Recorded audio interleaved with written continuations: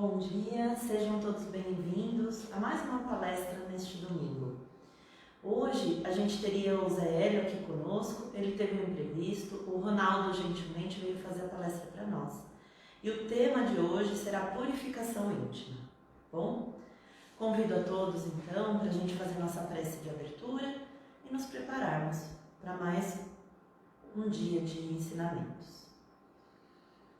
Vamos então, elevando nosso pensamento ao nosso querido Mestre Jesus, agradecendo neste momento a oportunidade de estarmos reunidos, conectados em pensamentos e em vibrações, para receber todas essas boas energias que os nossos amigos espirituais preparam e levam até as nossas casas. Que possamos neste momento abrir as nossas cabeças, os nossos corações, para receber os ensinamentos desta manhã. Que esses ensinamentos nos mostrem outros pontos de vista e uma forma da gente melhorar e avançar na nossa evolução moral. Vamos envolvendo o Ronaldo com muito carinho para que ele faça uma boa palestra. Que assim seja, graças a Deus.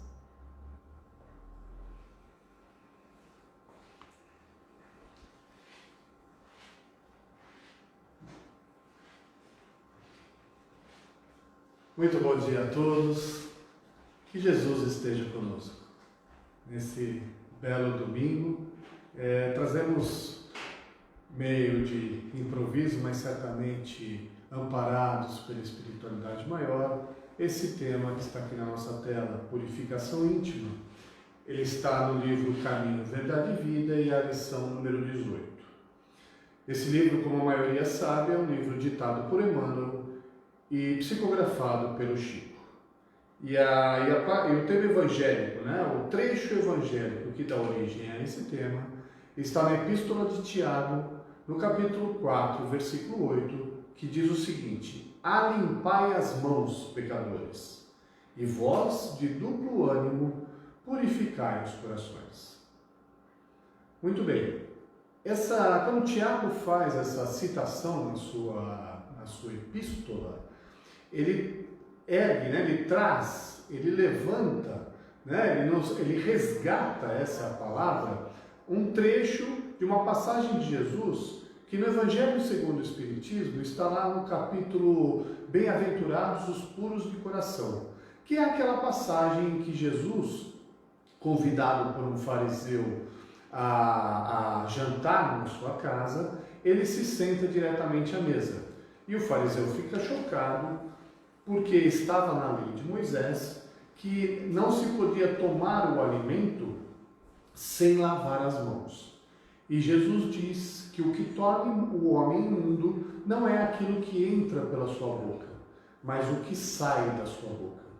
Então, Tiago, fazendo uma alusão a essa passagem de Jesus, ele diz isso: alimpai as mãos, ou seja, lavai as mãos, pecadores, e vós, de duplo ânimo, purificai os corações. Muito bem, vamos então entender na manhã de hoje o que Tiago quis dizer com isso, que vós, de duplo ânimo, purificai os corações. A nossa vida exterior é conhecida de todos, mas a vida íntima somente podemos conhecer a nossa própria. Ou seja, tudo aquilo que eu faço, tudo aquilo que eu sou externamente, tudo aquilo que eu mostro, qualquer um pode ver. Mas ninguém no mundo, no plano dos encarnados, conhece o que vai dentro da cabeça e vai dentro do coração do outro. Aquilo que nós somos efetivamente, verdadeiramente, a nossa vida íntima, não é conhecida de ninguém encarnado a não ser nós mesmos.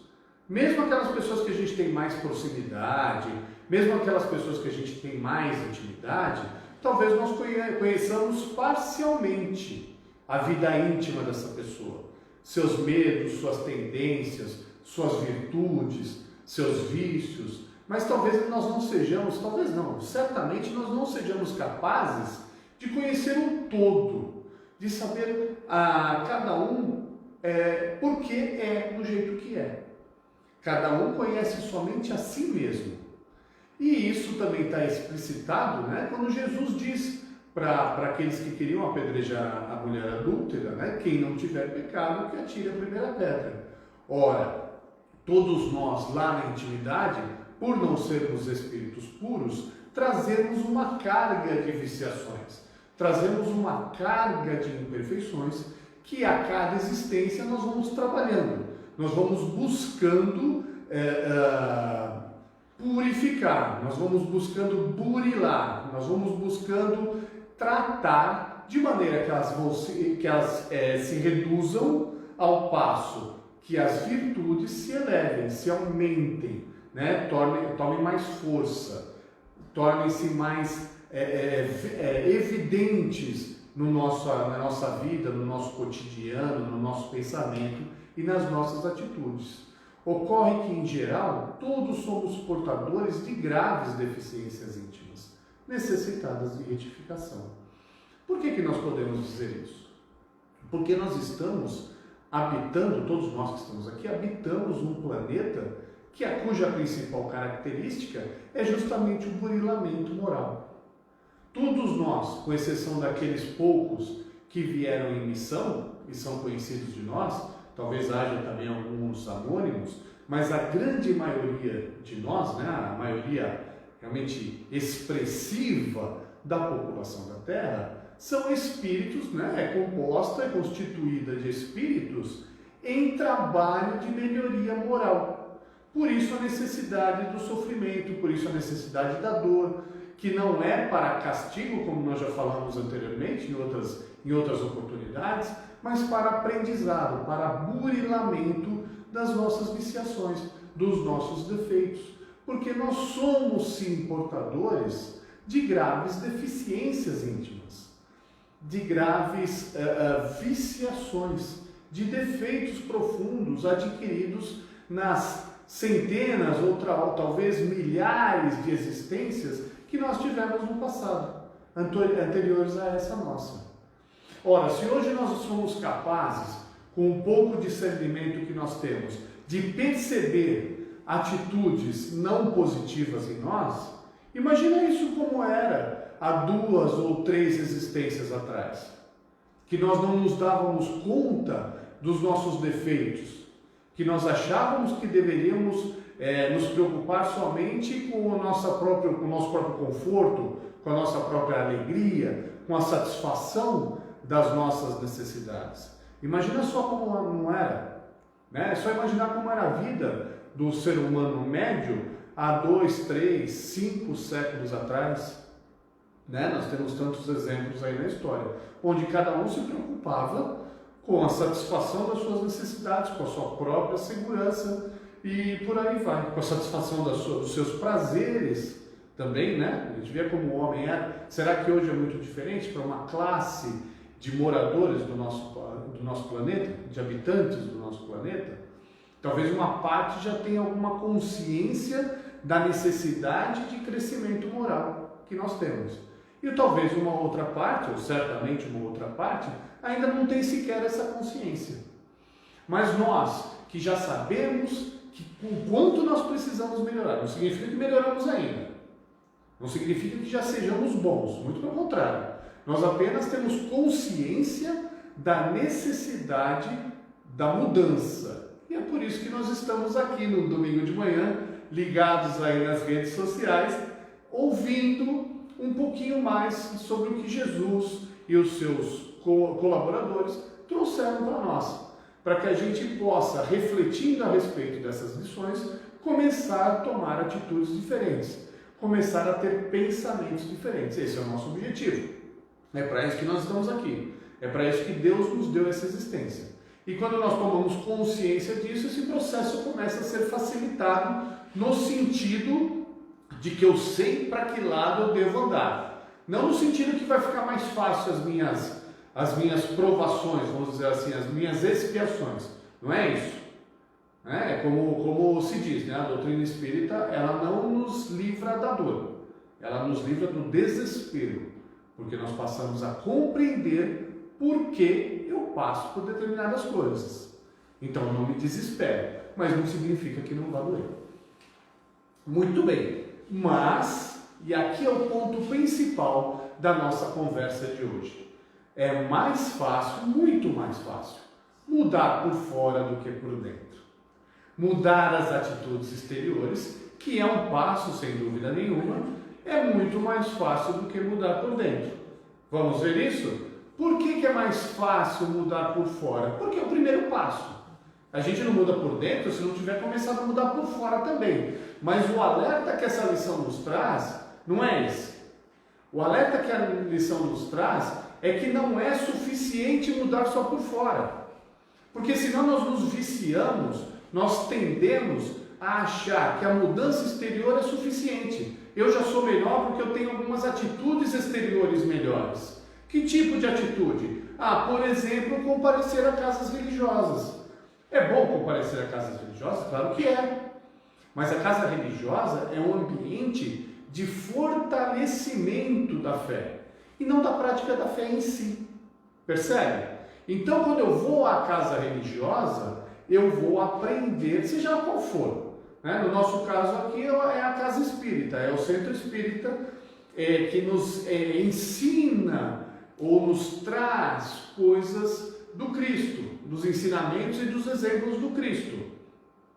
E tem lá todo o seu aparato de sustentação e de assistência àqueles que sofrem, àqueles que trazem alguma dor. As outras religiões também, cada uma da sua forma, trazem, de acordo com o seu entendimento, as lições e os ensinamentos de Jesus. Muito bem, mas comparecer à casa religiosa tem a função de me fortalecer na fé, não aplicar a fé no meu dia a dia, não aplicar a fé na minha vida, mas apenas para que eu me reabasteça, vamos dizer assim, me reabasteça moralmente e espiritualmente daquilo que eu preciso para o enfrentamento do meu dia a dia. Nós podemos, depois que comparecemos às casas religiosas, nos tornamos frequentadores das casas religiosas, nós passamos a aceitar as verdades que aquela religião nos traz. Isso tem um peso na nossa vida, sem dúvida nenhuma. A gente passa a compreender a nossa vida sobre um outro aspecto, sob um outro prisma, que é o espiritual. Quem não chega sequer a esse passo, não é capaz de compreender a si mesmo, não é capaz de compreender o seu dia a dia, a sua vida, as suas aflições e as suas alegrias. Por quê? Porque ele só enxerga sob o prisma material. Quando nós compreendemos as verdades espirituais, nós damos uma outra ênfase, um outro enfoque à nossa vida, às coisas que acontecem na nossa vida. Então isso é importante? Claro que é muito importante. E aí, quando a gente já conhece isso tudo, nós passamos a falar para o outro a respeito de Jesus. Nós passamos a aconselhar o outro sob a ótica de Jesus. Nós passamos a consolar aquele que sofre falando dos ensinamentos e dos exemplos de Jesus. Isso é muito legal, né? A gente percebe em nós mesmos uma mudança. Mas veja que eu estou falando apenas da mudança exterior. Porque falar para o outro é muito mais fácil do que falar para nós mesmos. Aconselhar o outro a ter fé, a suportar a dor, a pensar em Jesus, é muito mais fácil quando a dor é dele do que quando a dor é nossa. Quando a dor bate à nossa porta, se isso não estiver realmente interiorizado, verdadeiramente interiorizado em nós, fica só da boca para fora. É aquilo que nós chamamos de fé inconsistente, fé frágil, a fé que não é capaz de nos sustentar nos momentos de dor. Então, por mais que esses 3 pontos, quando nós falamos a respeito das mudanças exteriores, sejam importantes, eles não são suficientes. Porque uma coisa é mudar por fora e outra coisa é realizar a obra de elevação em si mesmo, em mim mesmo. Essa é a grande diferença que Tiago coloca ali, sobre lavar as mãos e purificar o coração. Sobre aquilo que Jesus traz, sobre o que sai da boca do homem e o que entra na boca do homem. O que entra vem do exterior, o que sai do coração. Nós falamos isso há pouco tempo atrás, durante o Momento Espírita, nós trabalhamos esse tema também. Então, aqueles que lembrarem, aqueles que assistiram vão lembrar disso, quando nós falamos a respeito do que sai do coração, do que entra pela boca e o que sai do coração. Então, a realização da obra de elevação em nós mesmos é muito diferente de toda o trabalho que nós fazemos exterior, o trabalho simplesmente de práticas exteriores, da boca para fora. Agora nós vamos falar do para dentro. Então, muito bem, o que nós precisamos para realizar, né? Até antes de colocar isso aqui, para a gente poder falar um pouquinho. Então, o que nós precisamos para realizar essa obra de elevação de nós mesmos? Nós temos 3 pontos-chave que nós vamos discutir aqui na manhã de hoje, que é o centro da nossa discussão. Nós já sabemos o que fazemos. Agora nós precisamos entender o que nós precisamos fazer para que a partir de agora nós realmente busquemos a elevação espiritual, busquemos a purificação do nosso coração, busquemos a verdadeira sublimação espiritual, a elevação de nós mesmos, tá bom? Então são 3 pontos-chave. Então o primeiro deles é esse aqui, que eu já tinha colocado, é a autodisciplina. Qualquer um aqui, e é legal a gente falar disso no domingo, porque a segunda-feira é o dia mundial de começar a dieta. E começar, como se diz, a prática disso, a frequência na academia.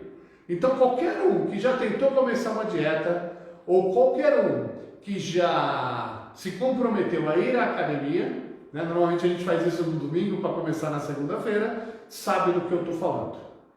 A autodisciplina. Como é difícil nós largarmos velhos hábitos. Como é complicado nós abandonarmos a zona de conforto. E aqui nós precisamos entender o que é zona de conforto. Zona de conforto não é necessariamente um lugar confortável. A zona de conforto é um lugar em que eu não preciso fazer nenhum esforço para sair dela, ainda que não seja bom para mim onde eu estou. Olha que interessante, chama a zona de conforto, mas não necessariamente é bom. Vamos comparar então, voltando à questão da dieta e do exercício. Quando eu estou na minha casa com um pote de sorvete na minha mão, sabendo que aquilo não é bom para a minha saúde, mas eu quero consumir assim mesmo, eu estou na minha zona de conforto. Eu sei que aquilo não vai fazer bem para mim. Eu sei que eu preciso perder peso, mas eu não resisto ao pote de sorvete. Isso na questão física, né? Então eu sei que eu preciso fazer uma dieta ou cortar algumas coisas da minha alimentação. Eu sei que eu preciso ir para a academia amanhã, mas quando eu vejo o pote de sorvete, ainda que eu saiba que não me faz bem, eu cedo. Moralmente não é diferente. Por isso que é importante a gente compreender que a mudança tem que ser feita dentro e não do lado de fora. Porque ainda que eu saiba o que eu tenho que fazer externamente, muitas vezes, por estar numa zona de conforto, eu não faço na minha vida. Por quê? Porque assim como o sorvete me traz uma espécie de recompensa, me traz um benefício secundário, ainda que ele me cause um mal físico, me faça engordar, a satisfação das minhas viciações me trazem também uma recompensa. Que tipo de recompensa é essa? A satisfação da minha vaidade, a satisfação do meu orgulho, a satisfação do meu egoísmo, que é uma premiação secundária para mim. Percebe? Então, quando alguém me agride verbalmente, eu sei, porque eu já aprendi, que eu não devo devolver a agressão. Mas, ainda que eu saiba que eu não devo devolver a agressão, eu agrido de volta. O que aquilo me traz na hora? Uma satisfação. Ainda que eu saiba que não é bom. Percebe o mecanismo que funciona dentro de nós? Então eu agrido de volta e na hora eu tenho a satisfação. Eu consigo essa satisfação. Mas eu consigo essa satisfação porque eu estou preso nas minhas viciações. A autodisciplina vai me fazer com que eu não busque essa satisfação temporária. Porque eu sei que ela é fugaz. Ela vai passar e vai me trazer alguma complicação. Da mesma forma como aquele que comeu sorvete satisfez o seu corpo naquele momento, mas depois que o sorvete acabou e aquele prazer acabou, ele sabe que ele vai ter a consequência no corpo físico. E não é diferente no espírito. Quando eu satisfaço as minhas viciações, as minhas imperfeições, eu consigo aquele prazer momentâneo, aquele prazer fugaz, que vai acabar e vai deixar uma consequência, que nós já sabemos que ela existe através da lei da causa e efeito. Então, quando eu estou exposto a uma determinada situação, na qual eu tenho uma escolha, e eu sei qual é a escolha certa, porque eu já frequento a casa religiosa, eu já conheço as verdades de Jesus, eu falo de Jesus para o outro, mas quando chega a minha vez de colocar isso à prova, eu preciso de autodisciplina para que eu controle aquele impulso inferior e permita que o meu lado mais sereno e mais equilibrado prevaleça. Eu vou abrir mão daquele prazer imediato para que no futuro eu tenha uma realização duradoura. Da mesma forma do sorvete, aquele que... Eu estou falando muito de sorvete porque eu gosto muito de sorvete, mas pode ser para qualquer coisa de qualquer um. Cara, pense naquilo que você é mais... você tem menos firmeza, vamos dizer assim. O sorvete é meu, eu estou falando para mim isso. Então, assim, voltando no meu sorvete, assim como eu sei que resistir àquela tendência fará com que eu tenha um ganho futuro, que é a manutenção física. Então, quando eu resisto à minha má tendência, eu abro mão de uma satisfação imediata, fugaz, curta, passageira, que terá uma consequência ruim, para que, apesar de eu não satisfazer eu não ter uma alegria imediata, alegria não é nem o nome, um prazer imediato, eu terei a recompensa do bom comportamento no futuro. Esse é o mecanismo. E é bom falar isso no domingo, para que a gente faça essa dieta espiritual a partir de segunda-feira.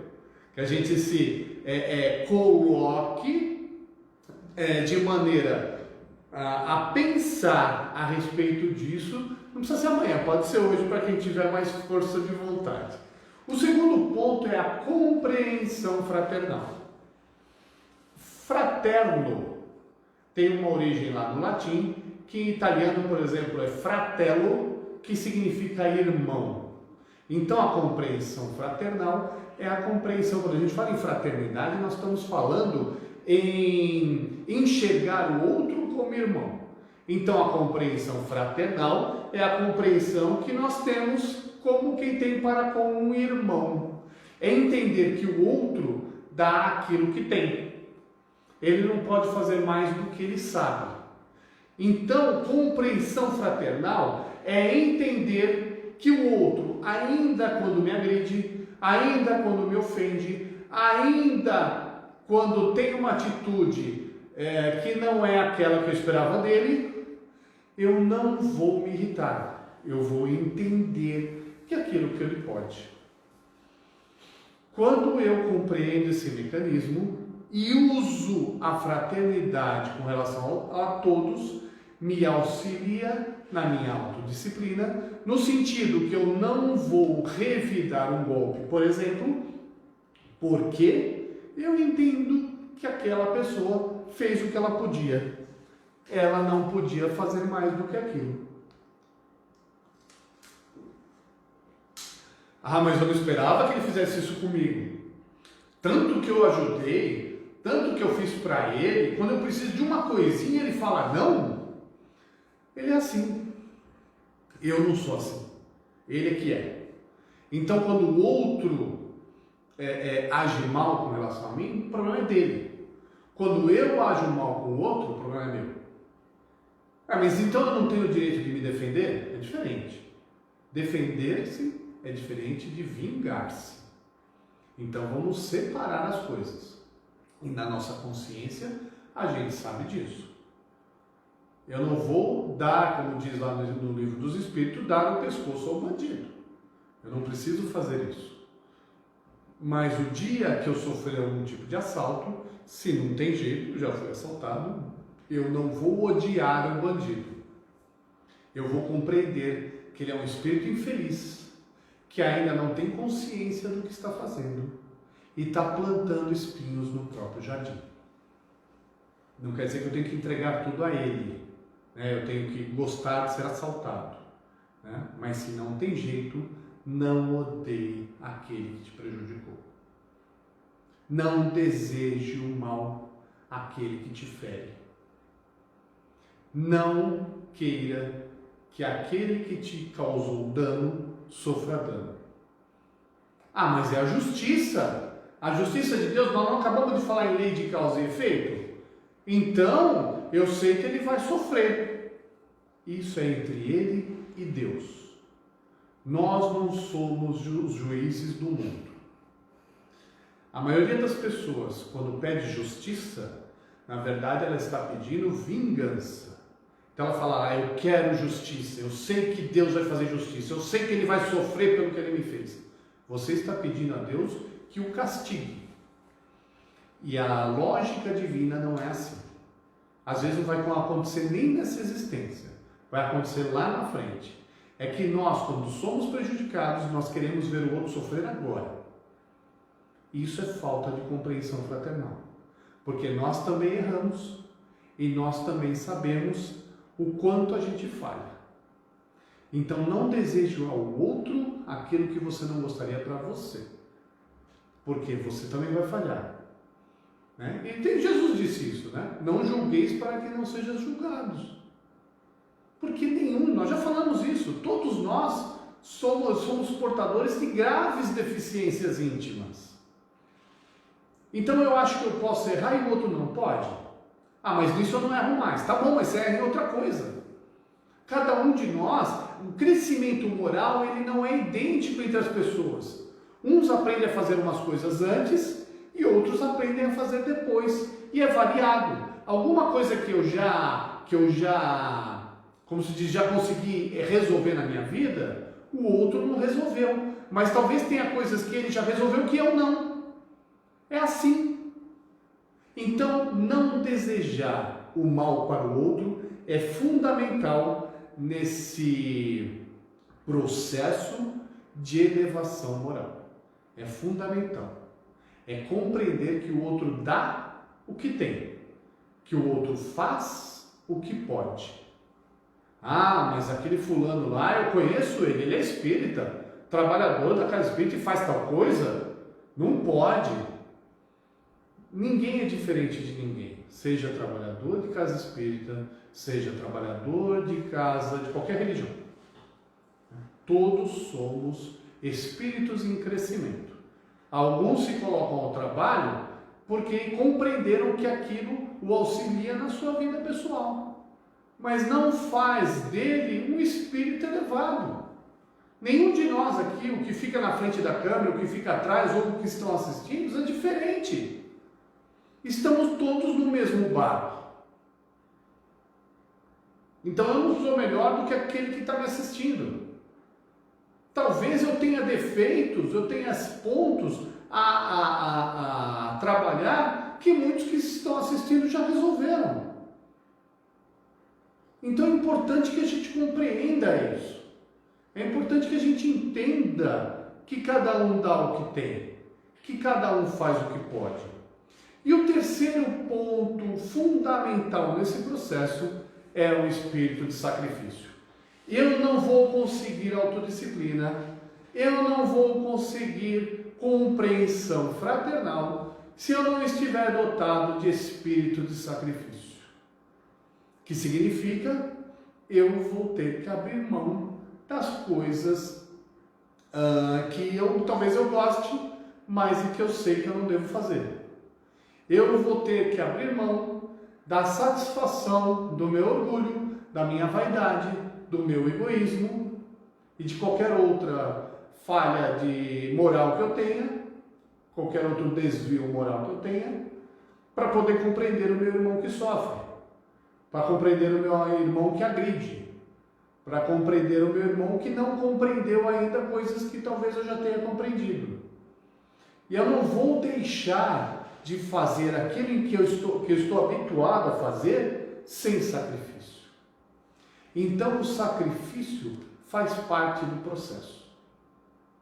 Não vai ser deitado numa rede de frente para a praia que eu vou evoluir. Mas de vez em quando eu posso ir para uma rede lá na praia? Claro que pode, mas não é para momentos de descanso. O repouso faz parte da lei de trabalho. Está lá no livro dos Espíritos. Mas a gente não quer dizer que a gente vai viver em repouso, né? A gente vai levar uma existência de férias, né? O planeta Terra não é uma colônia de férias. O planeta de Terra é um hospital-escola, que nós estamos aqui para aprender através do burilamento tão necessário que nós precisamos fazer em nós. Então, o sacrifício faz parte do processo. Eu vou ter que abrir mão de algumas coisas para poder ter outras. Não vai dar para ter tudo. Não vai dar para eu satisfazer a minha vaidade, as minhas viciações, se eu quero adquirir virtudes. Vai ter que abrir mão. Então isso é algo que a gente precisa nos conscientizar. Nós precisamos nos conscientizar a respeito disso. Eu não vou mudar se eu continuar fazendo a mesma coisa. Tem uma frase, se não me engano, é do Einstein, essas que aparecem muito em rede social, que diz assim, que a maior tolice do homem é fazer as coisas sempre iguais e esperar resultado diferente. Então, se eu continuar fazendo as mesmas coisas do mesmo jeito, o resultado vai ser o mesmo. Se eu quero obter um resultado diferente, eu preciso fazer coisas diferentes. E eu sei o que fazer? Já sei. A gente não estuda, a gente não frequenta a casa espírita, a gente não aprende, a casa espírita ou qualquer casa religiosa, a gente não aprende sobre as verdades de Jesus, então a gente já tem um caminho. Jesus é o mestre. O que significa mestre? É um professor. Ele que ensina. Então, se a gente seguir esse caminho, que não é um caminho fácil de ser seguido, não é algo que a gente aprende da noite para o dia, mas é o caminho que nós temos para trilhar o caminho de elevação espiritual, que é isso que nós precisamos. Se nós assumirmos isso nesse domingo, e a partir de amanhã, não precisa nem ser hoje, pode ser a partir de amanhã, como a dieta, e a partir de amanhã eu passarmos a buscar métodos, é bom planejar isso, métodos de crescimento, certamente nós vamos conseguir. Vamos listar lá o que a gente tem de viciação que a gente gostaria de trabalhar. Não dá para fazer tudo de uma vez, a gente sabe. É difícil. São milênios, né, que nós vemos, que a gente vem existindo, encarnação após encarnação. A gente não vai trabalhar todas as nossas viciações de uma vez, é difícil. Escolhe uma, escolhe a mais fácil, mas busca trabalhar nisso, busca mudar as atitudes, exercite-se no bem, não só o bem externo, aquele que todo mundo vê, mas no bem interno, na purificação do coração. Busque alguma coisa que você, alguma relação, qualquer coisa que você pode mudar, que você pode fazer diferente. E se tropeçar, não desanime. Faz parte do processo de aprendizado o erro. Muitas vezes a gente se esforça numa direção, mas no primeiro vacilo, no primeiro erro, a gente desiste porque acha que não consegue. Não existe vitória sem perseverança em nenhuma área da vida, nem material e nem espiritual. Se eu não persevero, eu não acerto. Se eu não me engano, foi Thomas Edison que disse, quando ele inventou a lâmpada elétrica, que antes dela ele inventou, 300 e não sei quantas maneiras de não fazer a lâmpada. Foram todos os erros que ele cometeu antes de chegar na lâmpada. Se no segundo ou terceiro ele tivesse desistido, o que seria de nós hoje sem a lâmpada? É ou não é? Então a perseverança é importante nesse processo de crescimento moral. Quando errar, aprenda com o erro, vigie mais e tente acertar na próxima. É assim que a gente aprende, é assim que a gente cresce. Então, meus amigos, a limpar as mãos significa mudar as atitudes exteriores. Lavar as mãos, essa palavra é bem antiga, fica até esquisito, a limpar, a gente não usa isso no nosso dia a dia, então vamos trocar por lavar. Lavar as mãos significa mudar as atitudes exteriores. Então Tiago disse lá, limpai as mãos, ou lavai as mãos, pecadores. Quando a gente está cometendo os erros muito evidentes, pare de errar. Pare de cometer erros, mas isso nós estamos falando das atitudes exteriores. Pare de fazer o que você está fazendo. Livre-se desses erros que você está cometendo aí em termos exteriores. Mas para purificar o coração, será necessário purificar os sentimentos. No íntimo da consciência, onde só nós temos acesso. Esse é um trabalho pessoal, individual e intransferível. Ninguém pode fazer por mim. E eu não posso fazer por ninguém. Purificar o coração vai dar trabalho. Não é da noite para o dia, mas é o caminho que a gente tem. É o caminho que Jesus nos deixou para a nossa ascensão, para a nossa caminhada ao alto. E esse é um trabalho para quem tiver duplo ânimo, porque a renovação jamais se dará num caminho de flores. Tá? É importante a gente compreender isso. Duplo ânimo, nesse caso, significa uma baita vontade. A gente tem que ter uma baita vontade para conseguir esse trabalho de renovação. A gente precisa colocar realmente energia nesse trabalho. A gente precisa realmente colocar muita vontade. Ter realmente esse duplo ânimo. A gente tem que estar muito animado para fazer isso. Se desanimar, não faz. Então que a gente seja capaz de colocar essa energia toda, essa vontade toda, esse desejo de mudança em nós. Pode ser desconfortável agora, pode ser difícil no começo, mas vai valer a pena. Essa é a promessa de Jesus. Que nós possamos refletir bastante nesse domingo e colocarmos, ou pelo menos nos esforçarmos muito para colocarmos em prática a partir dessa segunda-feira. Uma excelente semana a todos. Muita paz.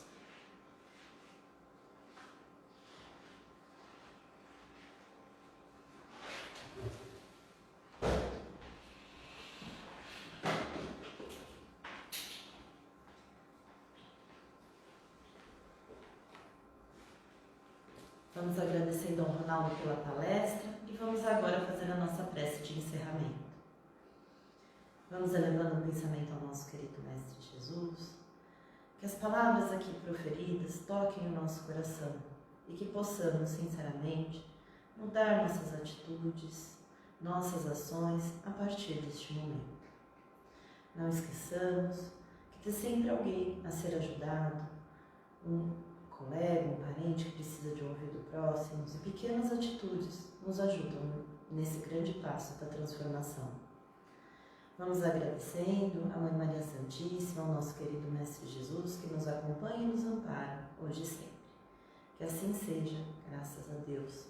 Um bom domingo a todos.